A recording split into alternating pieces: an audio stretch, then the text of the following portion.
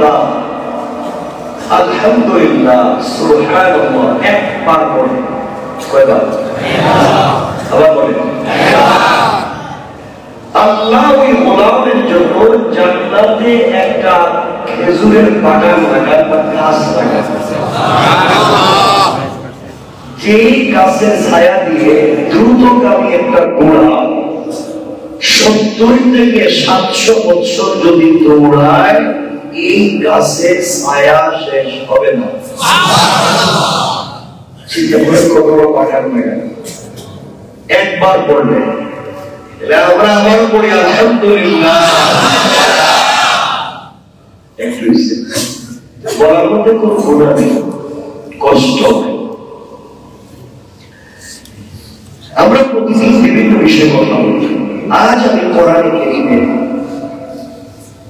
4 নম্বর সূরা, সূরা নিসা 58 58 নম্বর আয়াত তেলাওয়াত করেছি।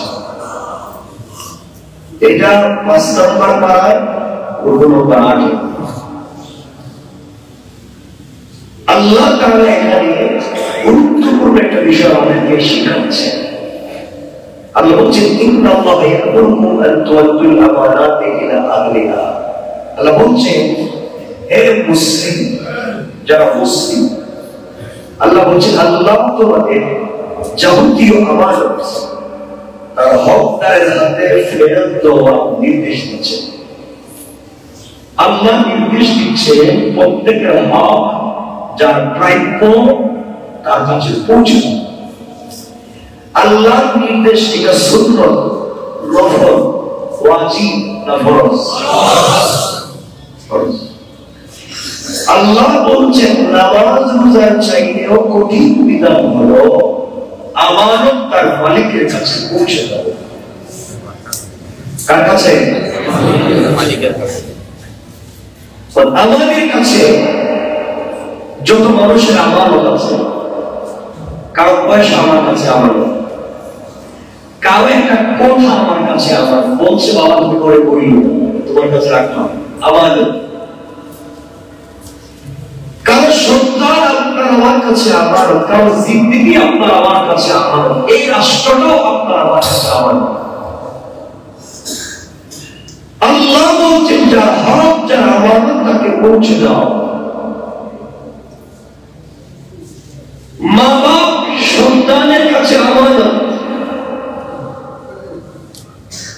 আমরা দোয়া করি আল্লাহ তারা যেভাবে আমাদেরকে ছোটবেলায় ভালোবেসেছিলেন, আগলে রেখেছিলেন, তুমিও সেই বড় ভাবে রেখে দিও। সকল আমরা কারো না কারো কাছে আমানতের জামিন।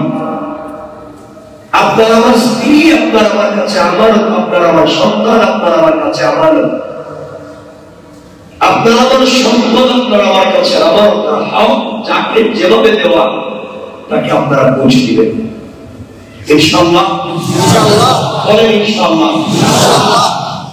আমাকে কথা দিতে হবে না, কোরআনের আয়াত থেকে ফলো করবেন।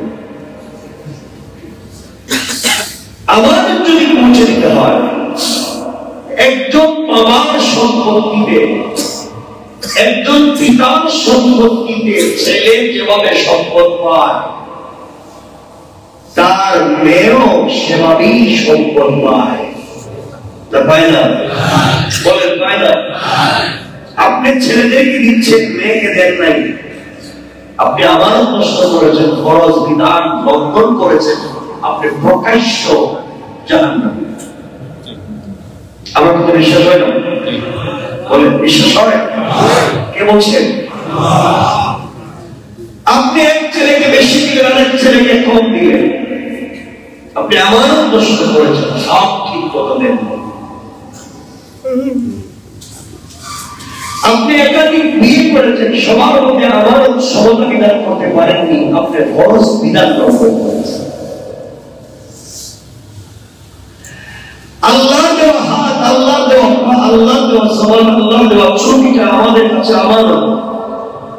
এটা যেখানে যেভাবে ব্যবহার করার কথা আমরা করিনি, আমাদের খেয়ানত করেছি।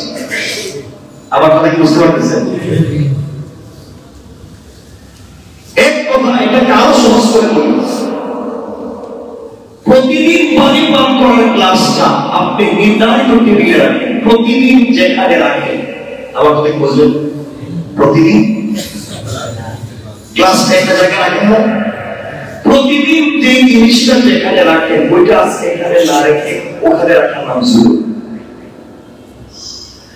অর্থাৎ যাকে যেখানে রাখবার কথা, যাকে যেখানে থাকবার কথা এখানে না থেকে এখানে না রেখে ভিন্নভাবে রেখে দেওয়ার নাম, যেটা রবের বিধানে নাই, সেটা যুলম, আমানতের খেয়ানত, ওইটা হারাম। ওইটা করলে জান্নাতে যাওয়া যাবে? বলেন না যাবে?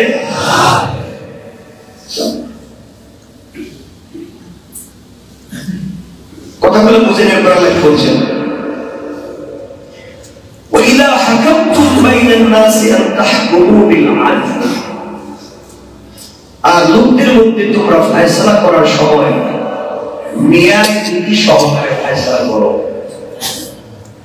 তোমরা মানুষের মধ্যে যখন কোনো ফয়সালা করবে পারে, তখন ন্যায় নীতি সহকারে ফয়সালা করো।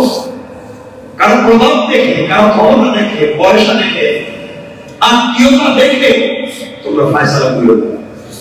ফয়সালা তোমরা কি দেখে? কি দেখে? আবার বলেন, আমার বাপ যদি ন্যায়ের উপরে না থাকে ফয়সালাটা বিরুদ্ধে যাবে। আমার সন্তান যদি ন্যায় নীতির উপরে না থাকে ফয়সালাটা বিরুদ্ধে যাবে। এটা নীতিকা কথা বলেন না কেন? আমাদের দেশে দেখা যায় যারা সিসিএসও, যারা সেসরাসও, ওদের পুলিশ না গেলে বা ধরে গেলে আপনি ভালো মানুষ, আপনার পকেটে একজন হাত দিয়ে দিচ্ছে, আপনি বলেন সুর ধরছি, একবার আমিও ধরছি, আপনি বসে ধরছি, একবার ধরছি, কে কার সুর সব সবাইকে মানে সর্বোচ্চ আপনার পকেট আছে 50, 500, 1000 টাকা চুরি করছে, সবাই মিলে নাকি কথা বলেন? এলাকার সবাই মিলে যদি পকেট চুরা একদম 50, 500 টাকা চুরকে যদি সবাই মিলে পিঠে, তাহলে যারা দেশের হাজার হাজার কোটি টাকা চুরি ডাকাতি করে বিদেশে পাচার করে, এদেরকে ওই 30 কোটি জনগণ একসাথে হয়ে পিঠে দেওয়া হবে।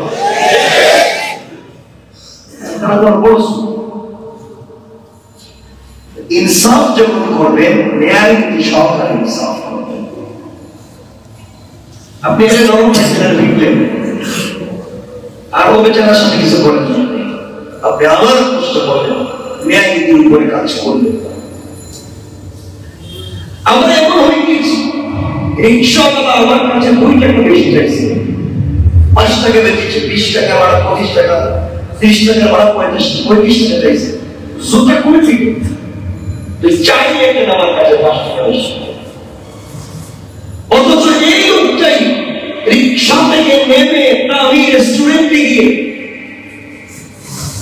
বন্ধু বান্ধবদেরকে নিয়ে 5,000 টাকা বিল তুলে আসার সময় ওয়েটারকে টিপস নামে 5,000 টাকা দেয়। কথা বলে না কেন? এটা টাকা সরকার একবার অরিজিনাল, একবারে লিগাল টাকা সরকার। কারণ যে ওয়েটার তোমাকে সার্ভিস দিল তাকে মাসে বেতন দেয়, মানে দেয় না, তোমাকে সার্ভিস দেওয়ার জন্যই তার বেতন দেয়। এরপরে তুমি বেতন থাকবার পরও এক্সট্রা বোনাস দিচ্ছ, বকশিশ দিচ্ছ। আর এই বেটা পায়ে ফেলে দিয়ে আমাকে পায়ে ফেলে তোমার ট্রাইনা নিয়ে গেল, যেখানে 30 কেজি ওজনের একজন মানুষকে দেওয়া যায় না, এর ওজন 150 কেজি। চিন্তা করছি, আর 2 জন লোক রয়েছে সামনে, যাওয়ার পরে 5 টাকা বেশি হতো না। এটা হলো নির্বেজাল, একবার নির্বেজাল শয়তান। কি শয়তান? আপনার আসতে বলছেন কেন? আপনি ওখানে বিক্রি মানে বলেছেন, ওখানে বিক্রি মানে 5 টাকা, আপনি কি করবেন? আমি পক্ষে বিপক্ষে বলছি না। এই যে কালকে না পরশু দিন দেখলাম নিউজ ভরে দিচ্ছে, কোন হুজুর কোন মহিলারা বিয়ে করছে, বিয়ে করে মসজিদে নাকি মেলামেশ করছে। আর এটা তো আমরা শুনছি নাকি, বলেন না? কি করছি? আপনার কথা বলে না দেখছি না শুনছি রাসূল বলেছেন কাফা বিল মারই কাযিবান আইয়ুহাদ্দিসা বিকুল্লি মা সামিআ, যা শুনে তাই ব্যক্তিকে বলে বেড়ায়, এটাই সবথেকে বড় মিথ্যাবাদী, যাচাই বাছাই করে না। কে কি বললো এটা নিয়ে আপনি পড়ে থাকলেন, ফেসবুকে স্ট্যাটাস দিলেন, একবারে যুদ্ধ আরম্ভ করে দিলেন। যদি মিথ্যা হয়, আল্লাহ রাসূল বলছে এই অপবাদ নিয়ে তোমারে মরার আগেই এই অপবাদ দিতে হবে। আউযুবিল্লাহ জোরে বলেন। কিছু একটা পাইলে যদি আমরা সমালোচনা না করি, আমরা বাস্তবতা দেখি বাবা। কালকে দেখলাম ফেরানি হয়েছে, এই যে গতকালকে সবাই তো দেখলাম পুরা বর্গিসে নিউজ, মানে পুরা পত্রিকা বানা, টেলিভিশন বানা, কেরানীগঞ্জে ব্যাংক ডাকাতি হয়েছে। যারা ডাকাতি করতে গেছে নাকি কিডনির উপরে সহযোগিতা করতে চুরি করতে গেছে, সুরের আবার চুরি গেছে। কিডনির উপরে সহযোগিতা করবো মানুষের জিম্মি করে কথা বলে না কেন? যারা শয়তানি নাফরমানি করে সুন্দর শব্দ উড়িয়ে উড়ে পাবলিকের ধ্যান ধারণাকে ভিন্ন দিকে নিয়ে যেতে চায়, এরাই হলো এই জমানার সবথেকে বড় চতুর আর মুনাফিক। আমার কথা তো বুঝতেছেন?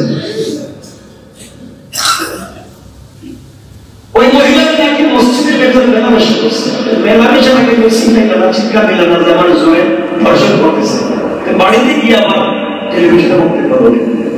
কথা হচ্ছে বাবা, আমি জানি না, আমি এতটুকুই বলতেছি, কারো চরিত্র পৃথিবীর শ্রেষ্ঠ, আমার চরিত্র চরিত্র পৃথিবীর সব থেকে দামি জিনিস। আপনি যত বড় ব্যক্তি হন, চরিত্র ঠিক নেই, আপনার কিচ্ছু ঠিক নেই। আপনার চরিত্র ঠিক, আপনি রিক্সাওয়ালা হইল, আপনি বড় গলায় কথা বলবো, ঠিক না?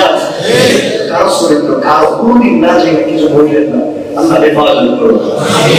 আর আপনি ভালো কাজ করতে চুরি করতে যাই, আপনি মসজিদে কি হন, হুজুর মসজিদে হুজুরদেরকে খাওয়াই দেওয়ার জন্য ফুল চুরি করছে, মানে একবারে শুধু ঘুষ আর সুদ আর ঘুষ খাওয়া হারাম না।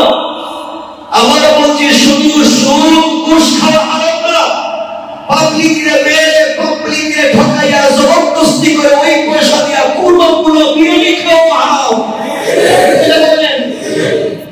হারাম। এরপর দেখলাম আল্লাহ ভয় পাচ্ছে, টঙ্গীর ইজতেমার ময়দানে মারামারি করতে করতে 4 জন নাই সত্যি শত শত মানুষ আহত। আমি চিন্তা করতেছি, এখন হসপিটাল থেকে লাশ নিয়ে নিতেছে, বক্তব্য দিচ্ছে, লাশ বানাই দিব। আর এটা তো দিনের কাজ, যারা সৈয়দ তবলিগ করে এখানে তো হত্যা করার কথা ছিল না। অত মসজিদে দিনের দাওয়াতে পাবলিকের কাছে কাছে গিয়া একরামুল মুসলিমিনের কথা বলে, রক্ত জড়ায় কেমনে, যারা রক্ত জড়ায়, যারা অন্ধকার রাত্রে মানুষকে পিটাইয়া মেরে ফেলে, এরা তবলিগ করে না, এই দেশকে অস্থিতিশীল করার জন্য সন্ত্রাসী করে। এবার সন্ত্রাসী কাজ কি আর করলো, কে কাজ করলো বাবা, কেন যে বা যায় এগুলা করেছে? আচ্ছা, মানুষের কোনো দাম নাই, শুধু লাশ করে 3 জন মারা গেছে, 6 জন মারা গেছে, 10 জন হসপিটালে আছে, একটা মানুষের দাম নাই, জীবনের কি মূল্য? এই জন্য সুতরাং এই সমস্ত আকাম কুকর্মে যারা লিপ্ত, যারা মানুষকে পিটিয়ে মেরে ফেলে, জখম করে, রক্তাক্ত করে মেরে ফেলে, ঘুমন্ত মানুষকে অথবা যে কোনো ভাবে মানুষকে হত্যা করে, তাবলীগের নাম করে মারামারি করে, রক্ত ঝরাইয়া দ্বীনের দাওয়াত প্রচার করতে চায়, এটা ইসলামের বিধান নয়, এটা সন্ত্রাসী কাজ। এদের সঙ্গে খবর নিয়ে দেখেন কোনো না কোনো ভাবে বিদেশিদের সম্পর্ক রয়েছে।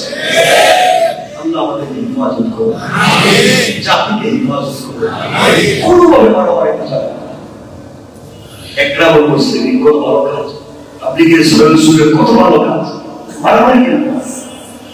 যারা এগুলা করে আল্লাহ তাদেরকে শুভবুদ্ধি উদয় করুন। আমরা ফেতনা মুক্ত সমাজ চাই।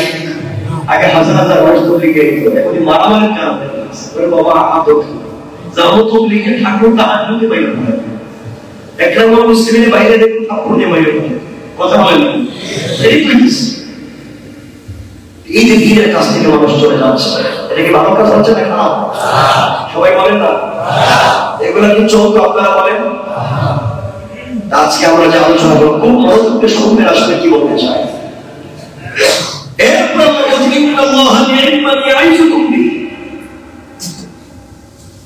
আল্লাহ তাআলা তোমাদেরকে পৃথিবীর শ্রেষ্ঠ উপদেশ দিলেন ইনসাফের কথা বলে।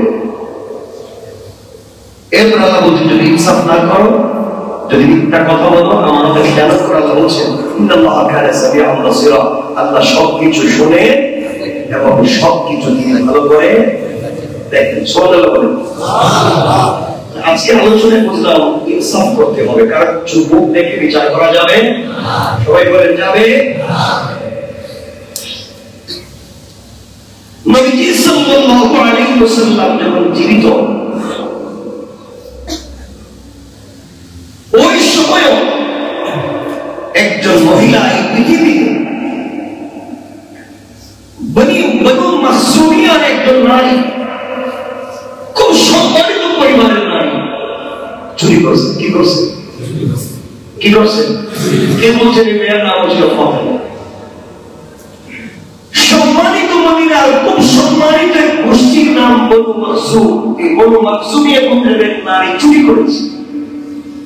রাসূলের কাছে আসছে সাহাবায়ে কেরাম, জড়ো হয়েছে, ইয়া রাসূলুল্লাহ এই বংশের নারী হাত কাটবেন না, এটা এই মদিনার সবথেকে দামি বংশ। আল্লাহ রাসূল বলেন শুনো সাহাবা, এটা যদি বনু মাখজুমিয়া মেয়ে ফাতেমা না হয়, আমার কলিজার টুকরা মেয়ে ফাতেমা হয়, আমি আল্লাহর বিধান কায়েম করার জন্য আমার মেয়ে ফাতেমার হাত কেটে দিলাম। আল্লাহু আকবার। কি বিধান রাসূল সাল্লাল্লাহু কায়েম করেছে, কি ইনসাফ কায়েম করেছে, আমরা সেই করে যাই। খুব বড় জোরে কথা বলে শুনুন। আমার মুসলমান বন্ধুদের কথা বলে আমার দিল দিয়ে শুনে কি বলতে চাই, দুনিয়ার জমিনে কেমনে ইনসাফ কায়েম করবেন ঘটনা বিভিন্ন ভাবে বর্ণিত হয়েছে। আমি আপনাদেরকে মুওয়াত্তা ইমাম মালিকের বর্ণনা শোনাই। খলিফাতুল মুসলিমিন আমিরুল মুমিনিন হযরত ওমর ফারুক রাদিয়াল্লাহু তাআলা আনহু ছিলেন, যার নাম ছিল আব্দুর রহমান, যার পরিচিতির নাম শোনা যায় আবু শাহমা নামে রাদিয়াল্লাহু তাআলা আনহু, যার নাম ছিল আব্দুর রহমান, মানুষ ছিলেন আবু শাহমা নামে। তিনি মিশরে বসবাস করতে লাগলেন। ওই সময় মিশরের গভর্নর ছিলেন আমর ইবনে আস রাদিয়াল্লাহু তাআলা আনহু। কথাগুলো ভালো করে শুনবেন, বিভিন্ন ভাবে বর্ণনা পাওয়া যায়। হযরত আবু শাহমা রাদিয়াল্লাহু তাআলা আনহু তিনি একদিন নাবিজ পান করে ফেলছেন।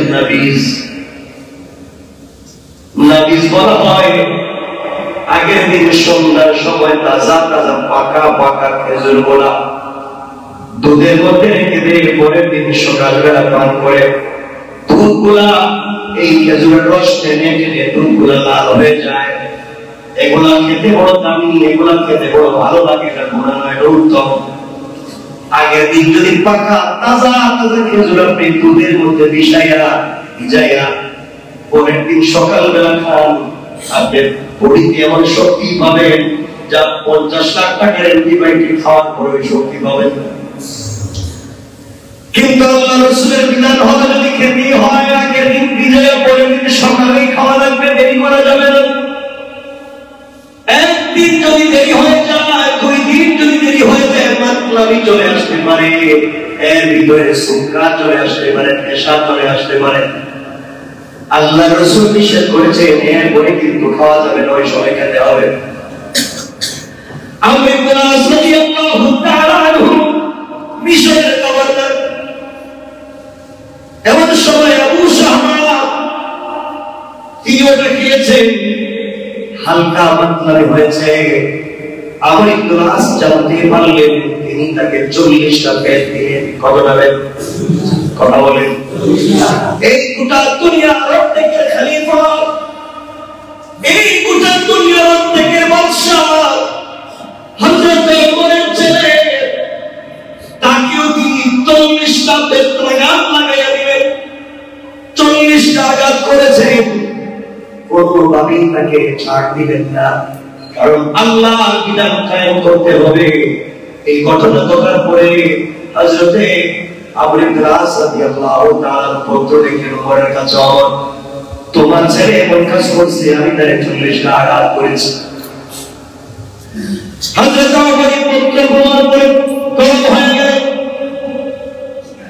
তিনি আবার চিঠি পাঠিয়ে দিলেন, দূত পাঠিয়ে দিলেন, যাও আবু ইবনে আসকে জানিয়ে দিবা আমার ছেলে আবু শামাকে যেন মদিনায় ডেকে পাঠায় দেয়, আমি বাবা দেখবো সন্তান কি করেছে। মনে রাখবেন হযরত আবু ইবনে আস গভর্নর, তিনি একটু ডিসি, তিনি বিচার করে দিয়েছেন। ওমর ফারুকের দরবারে হযরত আবু শামা থেকে হয়ে গেলেন। হযরত ওমর জানতে পারলেন ছেলের মুখের মধ্যে দুর্গন্ধ হয়েছে, ডাক দিয়ে বলেন, তুমি কি খেয়েছো? সন্তান বলছে, বাবা কসম করে বলি আমি মদ পান করি না, আমি শুধুমাত্র নাবিস খেয়েছি, নাবিস পান করেছি, আগের দিন ভিজাইয়া পরের দিন খাইছি। হযরত ওমর বলছেন, তাহলে তো দুর্গন্ধ হওয়ার কথা ছিল না, তাহলে তো মাতলামি হওয়ার কথা ছিল না, তুমি আমার ছেলে হয়ে তুমি এমন কাজ কেন করতে পারলে?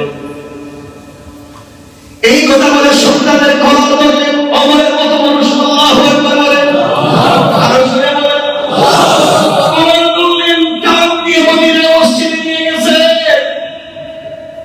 মসজিদে গিয়ে মসজিদের পিলারের সঙ্গে তার সন্তানকে বেঁধে দিয়ে ওমর ওই সময় ওই জামানার খলিফা নিজের সন্তানকে দড়ি দিয়ে পিলারের সঙ্গে বেঁধে ফেললেন।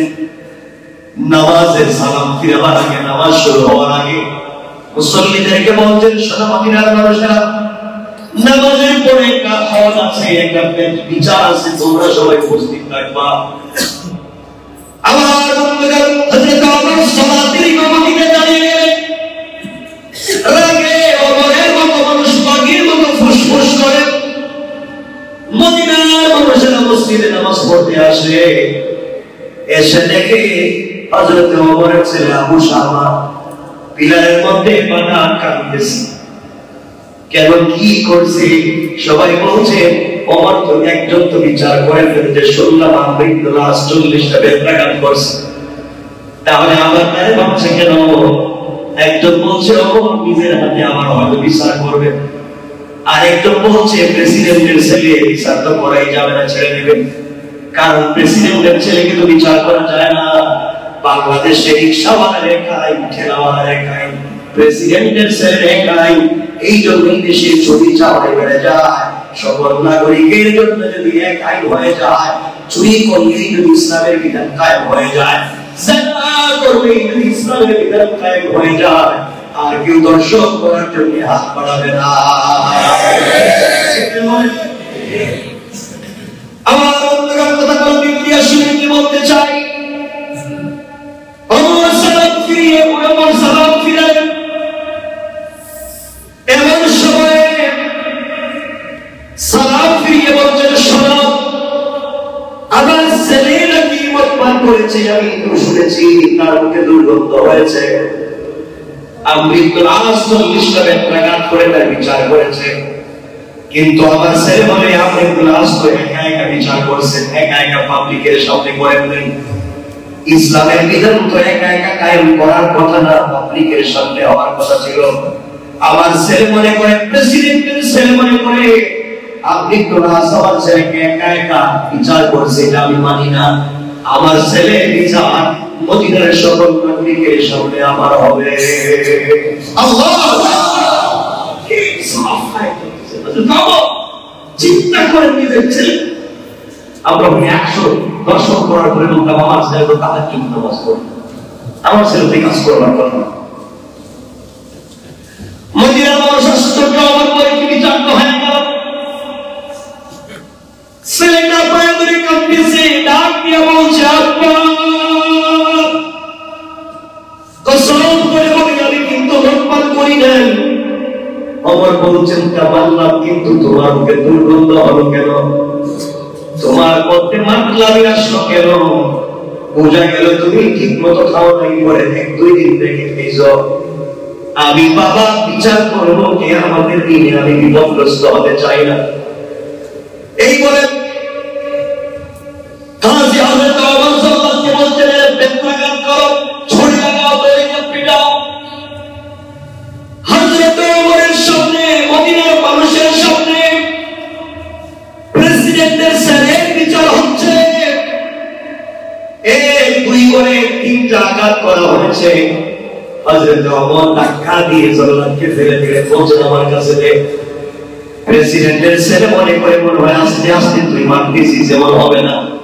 এই বলে এই সময়কার দুনিয়ার সব থেকে শক্তিশালী ক্ষমতাধর পায়লওয়ান হযরত ওমর তার হাতে বেতটা নিয়ে নিজের হাতে ছেলেকে আঘাত করতে শুরু করেছে। আল্লাহু আকবার! কি বিধান!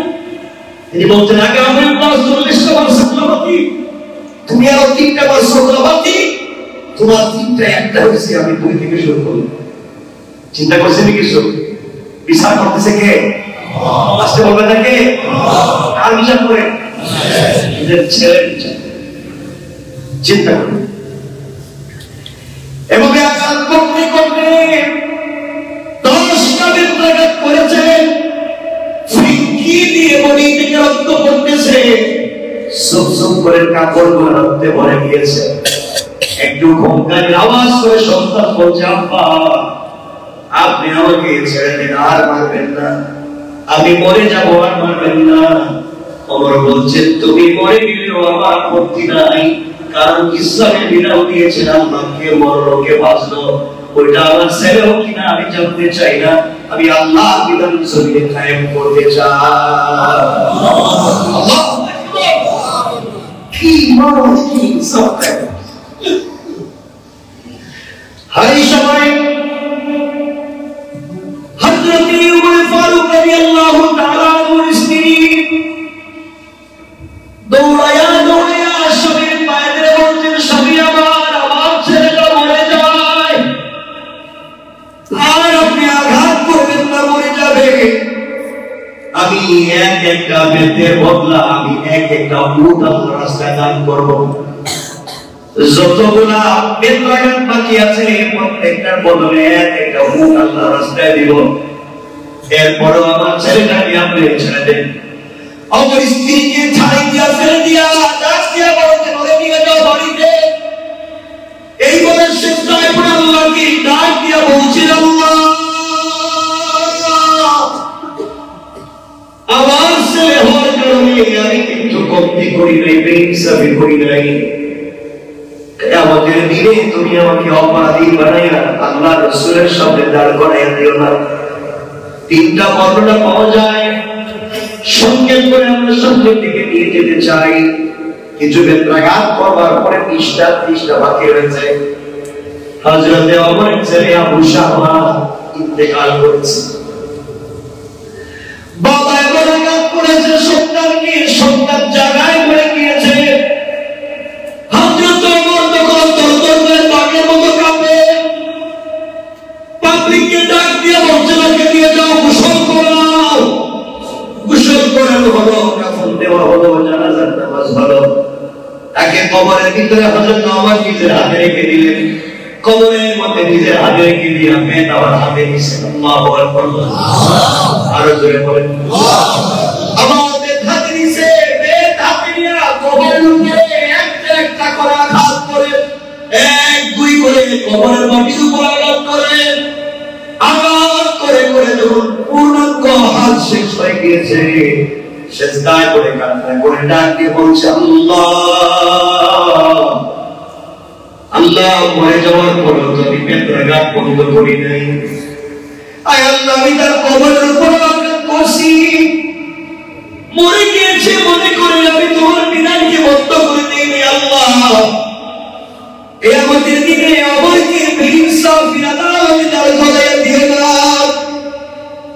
আমার বন্ধুগণ চোখের পানি ছেড়ে দিলাম, আমার কান্দে আর সন্তানকে এভাবে আঘাত করে মেরে ফেললেন। এটা এক বর্ণনা। আরেক বর্ণনায় পাওয়া যায় হযরতে আবু শাহবাকে তার বাবা এত আঘাত করলেন তিনি অসুস্থ হয়ে গেলেন। অসুস্থ হয়ে যাওয়ার পরে তিনি স্বাভাবিক 1 মাস পরে ইন্তেকাল করলেন। 1 মাস পর্যন্ত বেঁচে ছিলেন। অনেকগুলা বর্ণনা আছে, আমরা যে কথা শুধু বোঝাতে চাই কখন তিনি মরলেন, কি করলেন এটা নয়। হযরত ওমর আমরিকুল্লাহ বিচার করবার পরও তিনি মানলেন না। আমি প্রেসিডেন্টের ছেলে বলে তুমি গোপনে বিচার করছো মানি না, আবার ছেলের বিচার পাবলিকের সামনে হবে। এই জন্য ওমর আবার নিজের হাতে বিচার করে সমাজে জানাইয়া দিলেন ইসলামের বিধান সকলের জন্য সমান কিছুই পাক। কে রিকশাওয়ালা, কে বেনওয়ালা, কে রাষ্ট্রপতি সমান। এই ওমরের মধ্যে একজন ওমর যদি আজকে বাংলাদেশে দাঁড়ায়া যায়, পুরো বাংলাদেশের চিত্রটা পরিবর্তন হয়ে যাবে। চিন্তা করে কেমনে তিনি কাজ করেন।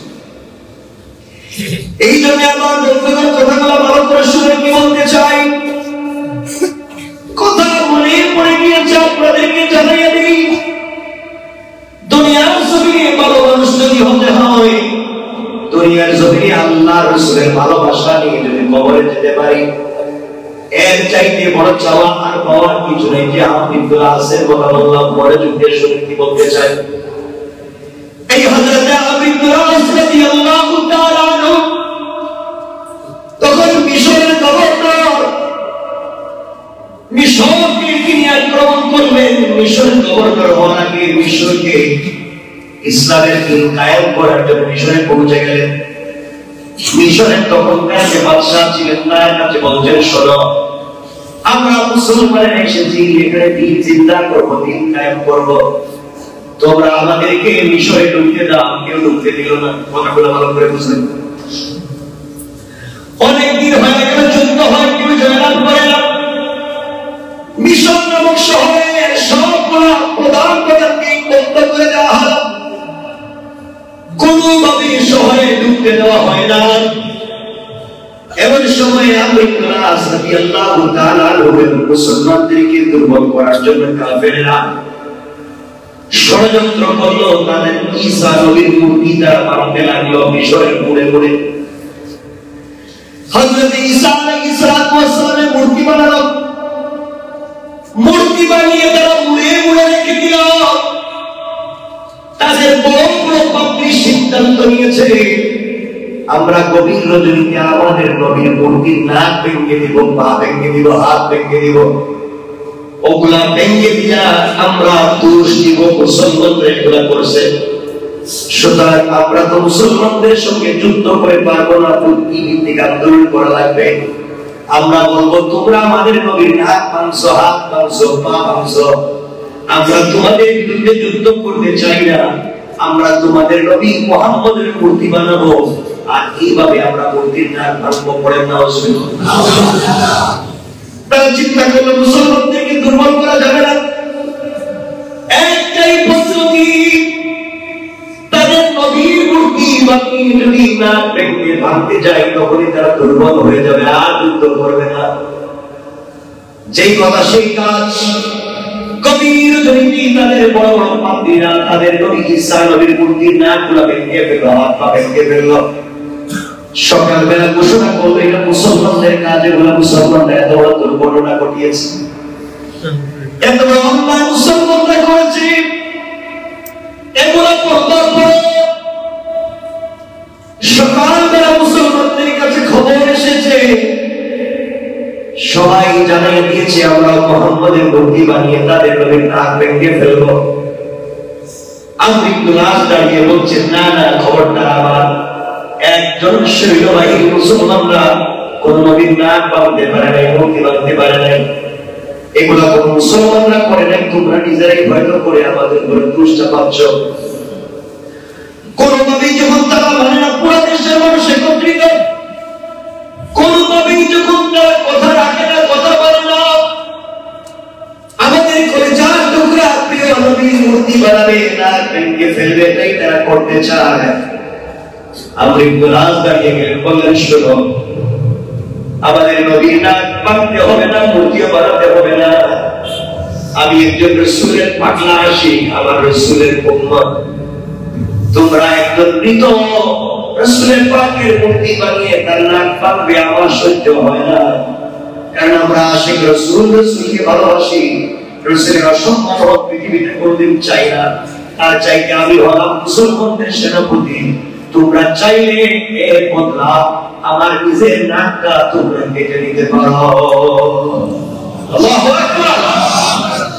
তোমরা চাইলে আমার তাজা নাকটা কেটে নিতে পারো। এরপর নবীজির মূর্তি বানাতে দিব না, এরপর নবীজির মূর্তি বানিয়ে নাক কাটতে দিব না। সবাই কথা মেনে নিয়েছে। পরের দিন সকালবেলা স্টেজ করা হয়েছে, হাজার হাজার মানুষ হাজির। মুসলমান শিবিরে কান্নার উপরে গেছে, সবাই সিজদায় পড়ে আল্লাহকে ডাক দিয়ে বলছে, আল্লাহ আমাদের লিডার, আমাদের সেনাপতি আব্দুল আসের নাক যদি কাটা যায়, মুসলমান সৈন্যবাহিনী যুদ্ধের ময়দানে দুর্বল হয়ে যাবে, আর তারা যুদ্ধ করতে পারবে না, যুদ্ধেও জয়লাভ করতে পারবে না। আয় আল্লাহ তাআলা এমন বিপদ থেকে আমাদেরকে বাঁচাও। আব্দুল আসকে এমন সিদ্ধান্ত নিলেন। আব্দুল আস চোখের পানি ছেড়ে সিজদায় পড়ে কান্না করে ডাক দিয়ে বলছে, আল্লাহ পৃথিবীতে আল্লাহ রাসূলকে নিজের মতো করে ভালোবাসতে পারি নাই, নবীজিকে নিজের জীবন দিয়ে ভালোবাসা প্রদর্শন করতে পারলাম না। আয় আল্লাহ, আমি আব্দুল আসের সামনে দিয়া কত সাহাবী শহীদ হয়ে গেলেন, আমার যে গোপনে শাহাদাত নাই। আমি আমার রাসূলকে আমার জীবনের চাইতে ভালোবাসি আল্লাহ। ওরা ইহুদি খ্রিস্টানেরা মিলে আমার নবীজির মূর্তি বানিয়ে তার নাক ভেঙে বেইজ্জত করবে, আমার সহ্য হয় না। এই জন্য আমি ওয়াদা দিয়েছি আমার তাজা নাকটা যেন কেটে নিয়ে তার প্রতিশোধ নেয়। আয় আল্লাহ, কিয়ামতের দিন যখন আমার কাটা নাক নিয়ে আল্লাহ রাসূলের সামনে হাজির হব, আমার রাসূল আমাকে ডেকে ডাক দিয়ে বলবে, আব্দুল আস তুমি মিশরের গভর্নর ছিলে, তোমার নাক কেন কাটা গেল, কি করছো? আমি বলবো, ইয়া রাসূলুল্লাহ, ইয়া হাবিবাল্লাহ, পয়গম্বরে আলামিন, আমি দুনিয়ার জমিনে কিছু করি নাই, আপনার সম্মান ইজ্জতকে বাঁচাবার জন্য, আপনার মূর্তি যেন কেউ না বানাতে পারে আপনাকে ভালোবেসে। আপনার মূর্তি না বানাতে গিয়ে আমার তাজা নাকটা কাটাইয়া দিয়ে আসছি। আমার বিশ্বাস আমার নবীজি আমাকে একা রেখে তিনি জান্নাতে যাবেন না।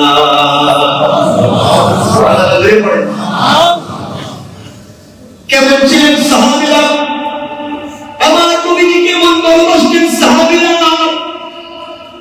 ও মুসলমানরা, উহুদের প্রান্তরে আল্লাহর রাসূলের উপরে তীর আসে, সাহাবীরা দৌড়াইয়া গিয়া নবীজির সঙ্গে বুকটা পেতে দেয়, নিজের বুকে তীর মেরে রাসূলকে বাঁচাইয়া দেয়। এমন ছিলেন সাহাবীরা, রাসূলকে ভালোবাসা দিয়েছে। এক পর্যায়ে পরের দিন সকালবেলা হাজার হাজার মানুষ হাজির হয়ে গিয়েছে। আমর ইবনে আসের নাকটা কাটা যাবে। মুসলমানরা কাঁদতেছে, কাফেররা বলতেছে মুসলমানরা দুর্বল, পরাজয় বরণ করবে, তাদের নেতার নাক কাটা যাবে। জল্লাদেশে আমর ইবনে আসের নাকে কান দিয়ে নাক কেটে ফেলবে।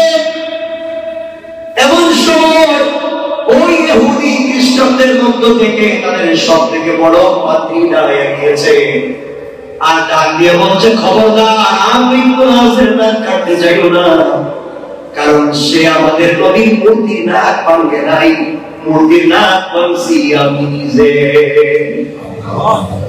তুমি কেন নিজে ভাঙতে গেলে? এবার চোখের পানি ছেড়ে কান্না করে ডাক দিয়ে বলে, শোনো, আমরা নিজের হাতে আমাদের নবীর মূর্তি বানাইয়া নাক ভেঙে ফেলে দিয়েছি। দিলের ভিতরে তো মায়া লাগে নাই, দয়া লাগে নাই, ভালোবাসা জন্ম নেয় নাই। আর মুসলমানরা তাদের নবীকে এত ভালোবাসে, এত পরিচাপ থেকে ভালোবাসে, তারা মাটি দিয়া মূর্তি বানাইয়া নাক ভেঙতে চাইল না, নিজের তাজা নাকটা কাটাইয়া দিতে চাইল। এমন আশিক রাসূল পৃথিবীতে আর নাই। বুঝতে পেরেছি মুহাম্মদ সত্য, ইসলাম সত্য। এই মুহূর্তে আমরা যারা এখানে আছি হাজার হাজার, সকলেই কালিমা পড়ে মুসলমান হয়ে গেলাম।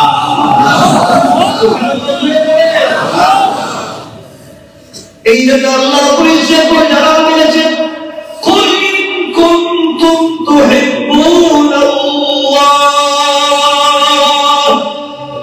ফাত্তাবিউনি ইউহিব্বুকুমুল্লাহ।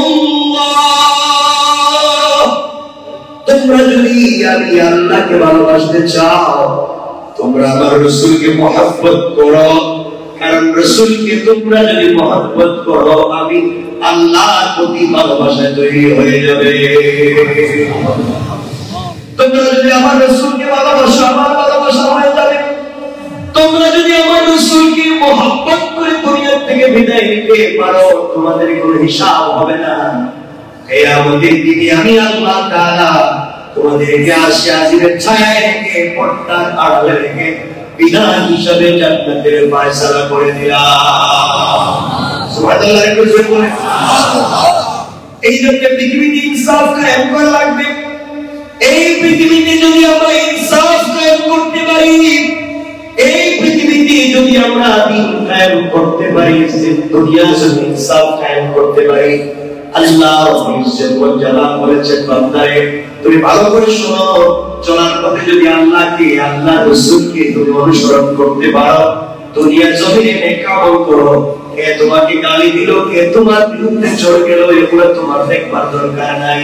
তুমি কষ্ট করে দুনিয়ার জীবনটা কাটাইয়া দাও, কবর থেকে নিয়ে কিয়ামত পর্যন্ত সকল কাঠের জিম্মাদার স্বয়ং আমার আল্লাহ।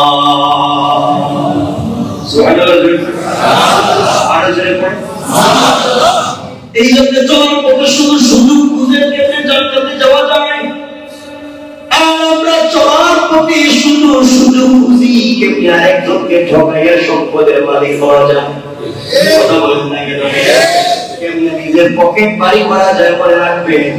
এই পৃথিবীতে সকল পয়সাওয়ালা কথাগুলো ভালো করে দেখেন, কোটি কোটি টাকা মালিক, আজকে টাকা আছে, বাড়ি আছে, গাড়ি আছে, কবরে পড়ে আছে, কবরে শুয়ে আছে, একজন মানুষ কোনদিন খবর নেয় না। এবারে কোটি টাকার মালিক আছে, কবর পড়ে আছে, 30 বছর তার সন্তান কোনদিন যায় নাই, সন্তানের দিন গিয়ে দেখে না বাবা কবরে কেমন আছে। আগের মতোই ফ্যাক্টরি চলে, ইন্ডাস্ট্রি চলে, আগের মতোই তার ঘরের পিছনে আরেকজন ঘুমায়, আগের মতোই তার চেয়ারে আরেকজন বসে। সে যে নাই এটা কেউ বুঝতেও চায় না, কেউ তারে মনেও করে না। 10-15 বছর পরে চলে গেলে এই সন্তান মনে রাখবে না। এই জন্য বাবারে দুনিয়ার জমিনে এগুলোর পিছনে না দৌড়াই আল্লাহর পিছনে যদি দৌড়াও, আল্লাহ বলছেন বান্দা পৃথিবী পাওয়ার না পাওয়ার হিসাবকে বাদ দিয়া আমি আল্লাহকে পাওয়ার হিসাব করো। আখিরাতে সবাই যদি ভুলে যায় আমি আমার বান্দাকে ভুলে যাব না। ওই কেমনে হিসাব করতে হচ্ছে আপনাদের, কেমনে হিসাব করবেন কথাগুলো শুনেন। হযরত আলী রাদিয়াল্লাহু তাআলা কলিজার টুকরা ছেলে যার নাম হযরত হুসাইন, হযরত ফাতেমা রাদিয়াল্লাহু তাআলা আনহা আদরের গোলাম হযরত হুসাইন। হুসাইন এমন এক ব্যক্তির নাম আল্লাহ রাসূল বলতেন আল্লাহ যাকে জান্নাতের যুবকদের লিডার বানিয়েছেন। একটু সুবহানাল্লাহ পড়েন, আরো জোরে পড়েন সুবহানাল্লাহ। হুসাইন এমন এক যুবকের নাম যার পা থেকে মাথা পর্যন্ত তাকালে রাসূলের চেহারার মতো দেখা যায়। আল্লাহ রাসূল বলতেন সাহাবীরা তোমরা যদি আমাকে দেখতে না পাও আমার হুসাইনের চেহারার দিকে তাকাও, আমি রাসূলের যদি দেখছো আমার চেহারায় যেমন এই পৃথিবীর সব থেকে মিল রয়েছে হুসাইনের সঙ্গে। হুসাইনের কথা বলার চমকটা আমি রাসূলের মতো, হুসাইনের হাসিটা আমি রাসূলের মতো, হুসাইনের চেহারাটা দেখতে আমি রাসূলের মতো। এই জন্য আল্লাহ রাসূল পৃথিবীতে একজন মানুষের পা থেকে মাথা পর্যন্ত এমন কোন জায়গা নাই বাচ্চার সঙ্গে চুম্বন করেন নাই। একজন মহাপুরুষ যার নাম হযরত হুসাইন। হযরত হুসাইন এত ভালোবাসা, হযরত হুসাইন না আরেকটু ভালোবাসা। মাঝে মাঝে বলতে না ছোট পয়সা বলতে নাই, এবার লাইন কিনে দিতে পারো না, অন্ধকারে যে এক ঘর থেকে আরেক ঘরে যাবো, এক বন্ধুর বাড়িতে যাবো, একটা লাইন দিতে পারো না, পয়সা নাই তো। দাদা বলছে পয়সা নাই যাবে দিব কেউ, পয়সা না থাকলে তুমি আমার সাথে চলো। কই যাবো? ঘরের বাহিরে গিয়ে অন্ধকার রাতে তুমি একটু মুসকে হাসি দিবা। কবিজি বলছেন আমি হাসলে তোমার লাভ কি? না না, তুমি হাসলে যে তোমার দাঁত বাইরে না, ওই দাঁতের আলোতেই রাস্তা আলোকিত হয়ে যায়। রাসূলের পাক একটা কোমরে একটা বেল্ট করতেন, মানে একটা কোমরে একটা রুমাল, কোমরে তিনি একটা রুমাল করতেন কোমরে। যুদ্ধের ময়দানে রাসূল ইন্তেকাল আগে এটা হযরত হুসাইনকে দিয়েছিলেন। আমি দাদা তোমার দিলাম। আমার বন্ধুদের হযরত হুসাইন, আমরা লম্বা করতে চাই না, কথায় কথা চলে এসেছে। আমার বন্ধুদের কথা বলা ভালো করে বুঝবেন। আপনারা জানেন ঘটনা, ওই ঘটনা থেকে যেতে চাই না, শুধু কাজ নিতে চাই। নানার কাছে গিয়ে বলছে না, সকল ছেলেরাই তো ঘোড়া দৌড়ে, আমাদের যে ঘোড়া নাই, তুমি আমাদেরকে ঘোড়া কিনে দিতে বললো না, কেমন নানা হইলা, সবার কথা শোনা, আমাদের কথা শোনো না। আল্লাহ রাসূল বলছেন না, আজকে তোমাদেরকে পৃথিবীর দামি ঘোড়া চড়াবো। এই বলে আল্লাহ রাসূল নিজে ঘোড়ার মতো হয়ে হাত পা লম্বা করে ঘোড়ার মতো হয়ে পড়লেন। হযরত হুসাইনকে বলছেন না, তুমি আমার পিঠে উঠো। কয় পিঠে তো উঠলাম। কয় না, এখন তো ঘোড়া তো লাগাম লাগবে, তোমার যে লাগাম নাই। আল্লাহর নবী বলছেন হুসাইন রে, আমার মাথায় যে লম্বা চুল আছে, ওই চুলগুলোকে টান দিবা, তোমার ঘোড়াও লাগাবে, কত টান দিলে দৌড়াবে।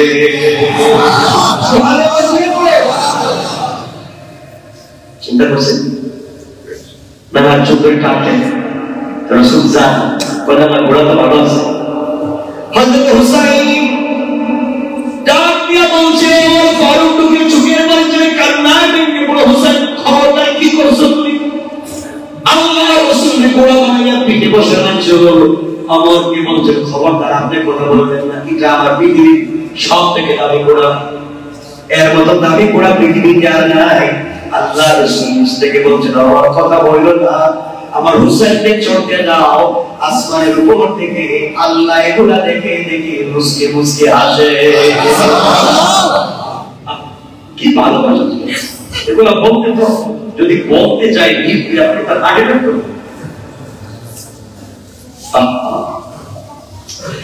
আমার বন্ধুদের কথাগুলো নির্ভীক শুনেন। এই হুসাইন একদিন রাস্তায় বের হয়েছে, ওমরের ছেলের সঙ্গে দেখা। কার ছেলে? আসতে বললেন হযরত ওমর, কার ছেলে?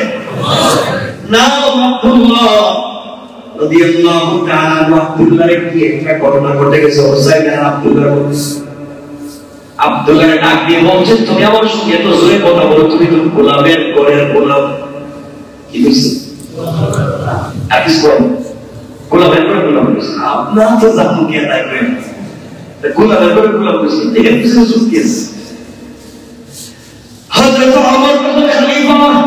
ওমর কি প্রেসিডেন্ট, অর্ধেক পৃথিবীর প্রেসিডেন্ট, আর তার ছেলেদের পরিস্থিতি গোলাম হয়েছে। আল্লাহু আকবার বলেন। আমরা 14 গোষ্ঠীর ফাঁসি কেন, ঠিক না? 14 গোষ্ঠীর জিন্দগি শেষ। হযরত ওমর ছেলে চোখের পানি ছেড়ে বাবার কাছে কান্না করে ডাক দিয়ে বলছে, আব্বা রাস্তায় বাইরে ছিলাম, হযরত আলীর ছেলে হুসাইন আমারে গোলামের করে গোলাম করে। আব্বা হযরত আমিরুল মুমিনিন খলিফাতুল মুসলিমিন ওমর বলতে সত্যি নাকি সত্যি? হযরত ওমর ছেলেটাকে হাতে নিলেন, ধরলেন, দৌড়িয়া দৌড়িয়া আলীর বাড়িতে গেলেন। দরজা ডাক দিয়ে বলছেন, আলী ঘরে আছো? আলী বলছেন, খলিফাতুল মুসলিমিন আপনি আমার ঘরে কেমনে না জানাই আসলেন? আমি এমনি আসলে ভিসা দিয়েছি। আপনি আবার কি ভিসা? আমার ছেলে বলছে, তোমার ছেলে হুসাইন আমার ছেলে গোলামের ঘরে গোলাম করছে। কত বড় কথা! হুসাইনকে ঘর থেকে ডাক দিলেন, বাবা তুমি এই কথা বলছো? আল্লাহ বলছে, তুমি 100 বার সত্য আমি কইছি। আল্লাহু আকবার বলে। সেও মিথ্যা কথা বললো না, তো কইছি আল্লাহ সত্য। কেন বললাম? তুমি সরি বলো। বলা আমি কেন সরি বলবো, মানে আমি কেন ভাবছি তো সত্য কথা বলছি, কইছি তো কইছি। আলী ছেলে না এমন সময় আব্দুল্লাহ ডাক দিয়ে বলছে, আব্বা তুমি বাবা হিসাবে নয়, তুমি খলিফা, এই জন্য তোমার কাছে বিচার দিলাম। কেন আমার গালি দিল?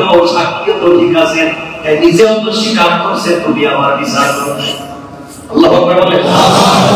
হযরত আল্লাহ বলছেন আলী তুমি বিচার করবো, তুই কি বিচারে নামি? আলী বলছেন ভাই সত্যি বিচার করবো, গর্ববাণী আমার ছেলেকে গালি দিয়েছে, আমি বিচার করবো না। আলী বলছে কুরাইশ বংশের নাতি রাসূলে পাক বিশ্বনবীর পরিচয় করে হুসাইন গালি দিয়েছে, স্বীকার করেছে, তুমি বিচার করতে চাও, আমি রাজি। আবার বলছেন বিচারটা কিন্তু গোপনে হবে না, মদিনার মসজিদে পুরা মদিনার পাবলিকের সামনে হবে না। এটা আল্লাহু আকবার কাকে বলে? আল্লাহ জুম্মা থাকতো না তো আল্লাহ করবে জোরে করে আল্লাহু আকবার। এই চিন্তা করতে সুবহানাল্লাহ। আমার ছেলে কি একটা বলে বলেছে বিচার করবো কোন মসজিদে, তাও সারা মদিনার মানুষের সামনে, মানুষের মধ্যে আমার যাইবো যাইবো হযরত আলী হুসাইন কি বলতে বাবা তুমি কি এই কথা উল্টো করতে পারবা? কাবা মরে গেল কইছি বিকুস আমার গেল হযরত আমার মসজিদে নামাজের আগে ঘোষণা করলেন একটা বিচার আছে। বিচারটা কি? সে আমার ছেলে আব্দুল্লাহকে গালি দিছে, আলীর ছেলে গোলামের করে গোলাম বলে বিচার হবে। পুরা মসজিদ পুরা মদিনার মধ্যে 3 বছর নীরবতা অমর বলে কি কার বিচার করবে? এটা রাসূলের পরিচা টুকরা নাতি, এর বিচার যদি হয় কি আসমান জমিন ঠিক থাকবে নাকি? অমর বলে থাকলেও বিচার করে, না থাকলেও হবে। আল্লাহু আকবার। বিচারটা জায়গায় ইনসাফ পেয়েছে। পুরা মসজিদের মধ্যে মানুষ বসা, হযরত আব্দুল্লাহ দাঁড়িয়ে বলছে আব্বা বাবা হিসাবে নয়, আপনি রাষ্ট্রের খলিফা হিসাবে বিচার দিলেন। আলীর ছেলে হুসাইন আমার গোলামের করে গোলাম কেন বলছে বিচার করো। পুরা মদিনার মানুষ হুসাইনের পতন নীরবতা কাঁদতেছে, আর ওমর কি বিচার করবে? ওমর দাঁড়াইয়া বলছেন ও হুসাইন তুমি কি এই কথা বলছো? কোর্টে আজকে ব্যাখ্যা করে, ব্যাখ্যা দেওয়া লাগবে, কথা বলে ব্যাখ্যা দেওয়া লাগে না? হযরত আলী হযরত হুসাইন দাঁড়িয়ে গেলেন, ডাক দিয়ে বলছিলেন আপনি আল্লাহর গোলাম, আল্লাহর গোলাম আপনি, আমি জানি, আমি বিশ্বাস করি আপনি আল্লাহর গোলাম। আর আপনার ছেলে আপনার এই কামড়ে বলছে গোলামের করে গোলাম, আপনি আল্লাহর গোলাম, এটা সত্য, আপনার ছেলেও গোলাম সত্য, এই জন্য গোলামের করে গোলাম বলছে ন্যায় ব্যাখ্যা। আর সত্যকে বড় ব্যাখ্যা হলো আপনি তো আমার নানার গোলাম ছিলেন। আমি বললাম এই মদিনার মানুষের সামনে আপনি আমার নানার গোলাম ছিলেন না, আপনি আমার নানার গোলাম লাগান ধরে চাইতেন না, আপনি কি আমার নানার ওজুর পানিটা দিতেন না, আপনি কি আমার নানাকে হাত ধরে ধরে মদিনার মসজিদে নিয়ে যাইতেন না, আপনি কি আমার নানার খেদমত করেন নাই, আপনি তো খাদেম ছিলেন, গোলাম ছিলেন। হযরতে ওমর দাঁড়িয়ে গিয়েছেন মদিনার 3 বছর নীরবতা বলে কি করবে ওমর এখন? আমার বলছে হুসাইন আমার ভালো করে চিন্তা করে বলো কি বলছো, চিন্তা করে সাক্ষী দিয়ে এই হাজার হাজার মানুষের সামনে বললাম তুমি আল্লাহর রাসূলের গোলাম, এই জন্য তোমারে বলছি গোলামের ঘরের গোলাম, তোমার ছেলে বলছে আমি যা বলছি সত্য। ওমর বলছেন একটা কাগজ নিয়ে আসো, কলম নিয়ে আসো, যা মজা নিয়ে আসো। কাগজ কলম নিয়ে আসলেন, ওমর বললেন হযরত হুসাইন তুমি লিখে দাও সত্য যে বলতে লাগলো। হুসাইন লিখে দিলেন আব্দুল্লাহ গোলামের করে গোলাম, তার বাবা ওমর ছিল আমার দাদার গোলাম। সুবহানাল্লাহ। এবার হযরত ওমর এই কাগজ হাতে নিয়ে দাঁড়িয়ে মদিনার মানুষকে বলছে ও মদিনার মানুষের দেখে যায় এই কাগজে লেখা দেখো হুসাইন লিখেছে আমি গোলাম, আমি তার নানার গোলাম ছিলাম, আমার ছেলে গোলামের করে গোলামি যে কাগজ লিখে দিয়েছে এই কাগজটা হাতে নিয়ে আস্তে করে আলীর হাতে দিয়ে দিলেন। আলীর হাতে দিয়া চোখের পানি ছেড়ে কান্না করে ডাক দিয়া বলছে আল্লাহ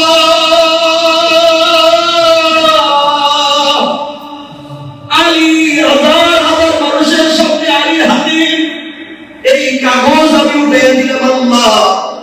হুসাইন আজকে হাজার হাজার মানুষের সামনে বলছে আমি গোলামের করে গোলাম, আমি রাসূলের গোলাম ছিলাম, কাগজে লিখে দিয়েছে আলী রে ওই কাগজটার জন্য রেখে দিবা, আমি মরে গেলে আমি যখন কবরে আমাকে রেখে দিবা, আমার কাফনের মাঝের ভিতরে হুসাইনের হাতের লেখা কাগজটা আমার কবরে রেখে দিবা। তোমার কাছে বলবার আর কিছু নেই ভাই। ও মদিনার মানুষের তোমরা সাক্ষী রাখো, হুসাইন সাক্ষী দিছে আমি তার ওনার গোলাম ছিলাম। আল্লাহ আমি আর কিছু চাই না, কিয়ামতের দিনে বিশ্ব নবী যদি আমার গোলাম বলে স্বীকার করে আমার কিছু লাগবে না। আর নাকি তো কাগজে লিখে দিয়েছে খবরের ভিতরে ইজান মুনসিরাতে কোন জায়গায় যদি বিপদে পড়ে যায় প্রশ্নের জবাব দিতে না পারি, আলী ওই কাগজটা লিখে দিবা, ওই কাগজ বের করে আল্লাহরে দেখাইয়া দিবা, আল্লাহ আমি তো কোনো জিনিস জানি না, আমি গুনাহ করছি, অন্যায় করছি, আমি অপরাধী ঠিক, কিন্তু আমি তোমার বন্ধুর গোলাম ছিলাম। এই যে তাকবীর হোসাইন লিখে দিয়েছি আমি গোলাম, লাখ লাখ মানুষের সামনে বলেছে আমি গোলাম, তুমি কেমনে তোমার বন্ধুর গোলামের জাহান্নামে দিবা? আল্লাহু আকবার বলো। তুমি কেমনে জাহান্নামে দিবা? হুসাইন সাক্ষী দিয়েছে, মদিনার হাজার হাজার মানুষ শুনছে। আল্লাহ কিয়ামতের দিনে তুমি আমাকে বিপদে ফেলে দিও। এরা ছিল কত ইনসাফওয়ালা, সুযোগ পাইলেই জান্নাতে যাওয়ার রাস্তাটা পরিষ্কার করে ফেলে, সুযোগ পাইলেই কথার ঢলের ভিতরে জান্নাতে কেমনে যাওয়া যায়।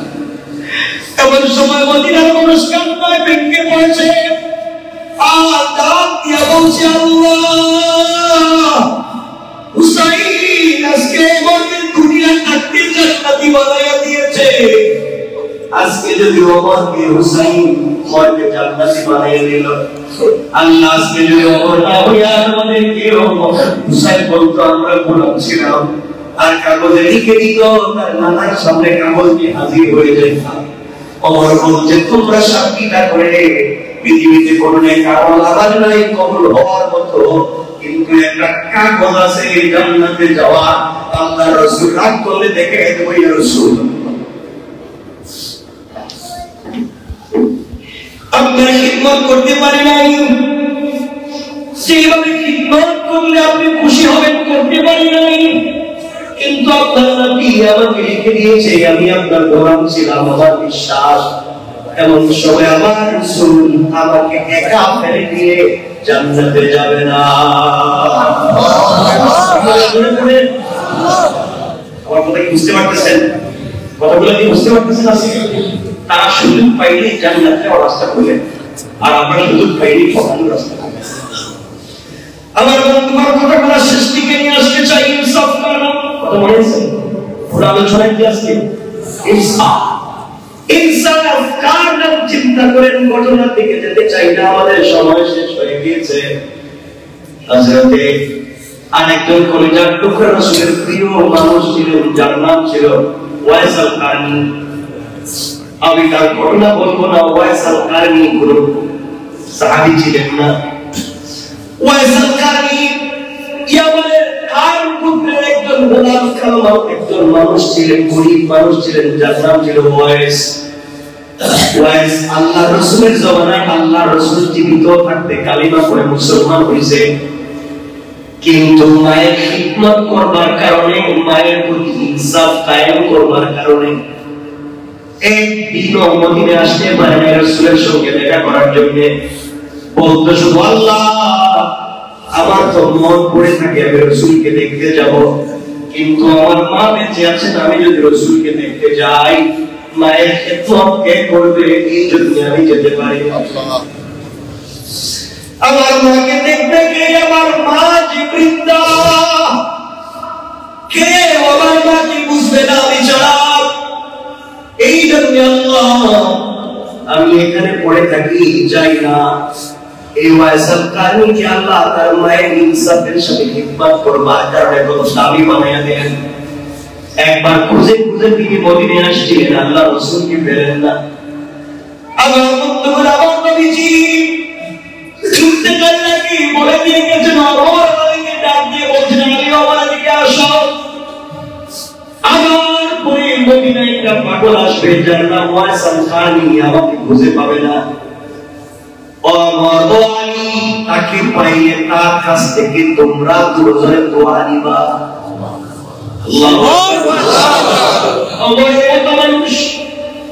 আল্লাহ রাসূলের পরে যদি নবী হতো আল্লাহ ওকে বানায়া দিত।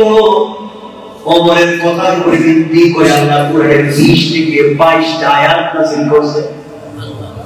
এই ওমরকে আল্লাহ রাসূল বলছেন, ওমর রে, ওয়াইস যদি পাও ওয়াইসের কাছ থেকে তোমার জন্য দোয়া নিবা। আলী বলছেন, আলী ওয়াইসের পৃথিবীর অনেক দামি, পাই তার কাছ থেকে দোয়া নিও। ওয়াইস মায়ের খিদমত করতে গিয়ে আসতে পারলো না, আমার সঙ্গে দেখা করতে পারলো না। এই বলে রাসূল নিজের পরনের জুব্বা খুলে ফেললেন। খুলে আলীর হাতে দিয়ে বলছেন, আলী তোমার কাছে আমার এই জুব্বা দিলাম। আবার ওয়াইস যদি মদিনায় আসে নবীজিরে পাবে না। আবার পাগলা ওয়াইস মদিনায় এসে ডাকবে, আমি নবীজি দুনিয়ায় নাই, কাঁদতে কাঁদতে পাগল হয়ে যাবে। আবার ওয়াইসের কাছে আবার পরনের জুব্বা হাদিয়া দিবে। আল্লাহু আকবার।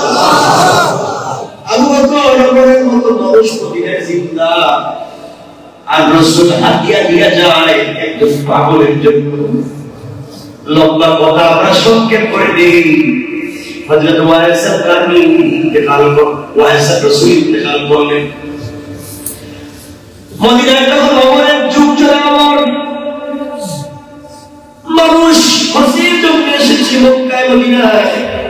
মদিনায় ওমর বলতেন, শোনো এবার কারা ইয়ামান থেকে আসছো দাঁড়াও। ইয়ামানের সকল হাজিরা দাঁড়িয়ে গিয়েছে। এবার নবীজি বললেন, ইয়ামান থেকে যারা আসছো সবাই দাঁড়িয়ে আছো, এর মধ্যে কার বুটের কারাচো কারণে তারা দাঁড়াও, বাকিরা বসে যাও। এক লোক দাঁড়ায় বললেন, তুমি কে? আমি একজন। কয় যুগে তোমার মানে কই? কই আমাদের কারণে। তুমি কি ওয়াইসেল কারণে নামে কাউরে চিনাও? কয় আমার চাচাতো ভাই পাগল। আমার চাচাতো ভাই পাগল। তুমি পাগল বলো গেল কোথায়? কেউ আসছিল আমার সঙ্গে হজ করতে। মদিনায় মাটিতে পা দেওয়ার পরে সুতা পায়ে দিয়ে মদিনায় হাঁটে। ওই সুতা পায়ে দিয়ে মদিনায় হাঁটে না, পাগলের মতো কান্দে। আর এদিকে দৌড়াইয়া চিৎকার করে বলছে, ইয়া রাসূলুল্লাহ, তোমার পাগল ওয়াইস মদিনায় আসছে, তুমি নাই। এই বলে ওদিকে পাগলের মতো দৌড়াইয়া চলে গিয়েছে। আর কিছু জানি না।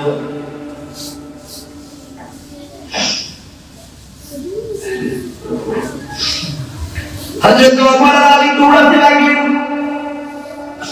দুজন দৌড়াতে কিছু দূর গিয়া দেখে একটা পাগলের মতো মাটির মধ্যে পড়ে কাঁদতেছে।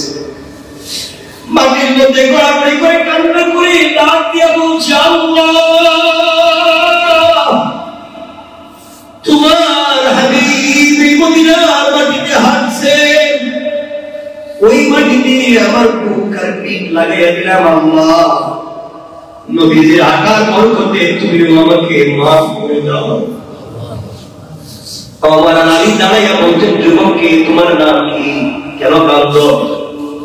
ওয়াইস কারনি বলছে, আমার নাম কি? তোমাদের কাম কি? তো পাগল হয়ে যাবে। আবার বলছে, তোমাদের কাম কি? কেন জিজ্ঞাও? তোমার বাড়ি করবে, বাড়িতে কি করবে? কেন আমাকে জিজ্ঞাসা করো? তোমার নাম কি? ওয়াইস, আমার নাম জানলাম কেমনে? কে তোমরা আমার ডিস্টার্ব করো? আমার কামতে দাও, আমি একটু কামতে। হযরত আলী বলছেন, ওয়াইস কান্দিস না, যে লোকটা তোর সামনে দাঁড়ায় আছে সাধারণ কেউ না, মদিনার খলিফা। এটা হযরত ওমর। ওয়াইস কান্দিছে, বলতেছে, পড়ে গেছে, আমি বুঝি নাই, আপনাদেরকে চিনি না, আমি আলী ওমর, আমি চিনি নাই। আমি না রাসূলকে দেখতে আসছিলাম, এখন তো মা মারা গেছেন, এই জন্য আসছি, মা জীবিত থাকতে আসতে পারি না। যখন মা মারা যাওয়ার পরে দেখি মারে হারাইলাম, বলে যা টুকরা নবীও হারাইলাম। এখন যে আমার মা নাই, রাসূল নাই, আমি কোথায় যাব? এই জন্য কান্দি। আমার মসজিদ বাইরে আমি অবশ্যই হাতটা উপর দিকে উঠা আমার জন্য আল্লাহর দরবারে একটু দোয়া করে দে। যখন আমি তোমার জন্য দোয়া করবো তুমি সারিবা।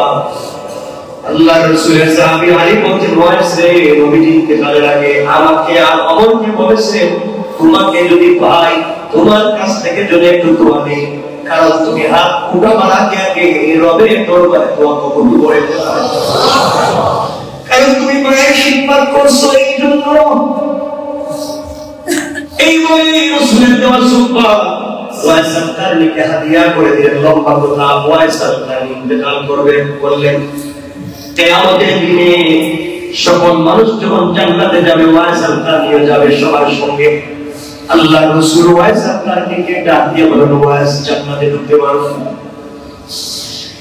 সকল জান্নাতীরা জান্নাতে যায়, ওয়াইস সরকারকে আল্লাহ প্রেমের জান্নাতে ঢুকতে পারবে না। ওয়াইস দাঁড়াও, সকল মানুষ তাকে দেখবে হতবাকের মতো। আহারে এই মানুষটার সঙ্গে রাসূলের কত ভালোবাসা ছিল। আল্লাহ তাআলা এই লোকটাকে আজকে আটকায়া দিলেন, জান্নাতে যেতে দিচ্ছেন না। সবাই যখন চলে যাবে আল্লাহ ভাবছেন ওয়াইস তুমি এদিকে তাকাও, পিছন দিকে ওয়াইস তাকাবে। কোটি কোটি মানুষ জাহান্নামে কাঁদতেছে। আল্লাহ বললেন ওয়াইস রে তোমার আটকায়া দিছি, তুমি ছাড়া এই কাজ আর কেউ করতে পারবে না, একমাত্র তোমাকে লাগবে। আমিও চাই জাহান্নামীদেরকে মাফ দিব, কোনো ওসিলা পাই না, তোমার কাছে ওয়াইস তুমি না মায়ের খিদমত করছো। ওয়াইস রে পিছনে তাকায়া তোমার আঙ্গুল দিয়া এভাবে টান দাও, এভাবে আঙ্গুল দিয়ে টান দিবা। যত লাখ মানুষের দিকে তোমার আঙ্গুল যাবে তত লাখ জাহান্নামীকে মায়ের খিদমত করার কারণে বলেছে তোমার ওসিলায় মাফ করে দেওয়ার ওয়াদা দিলাম।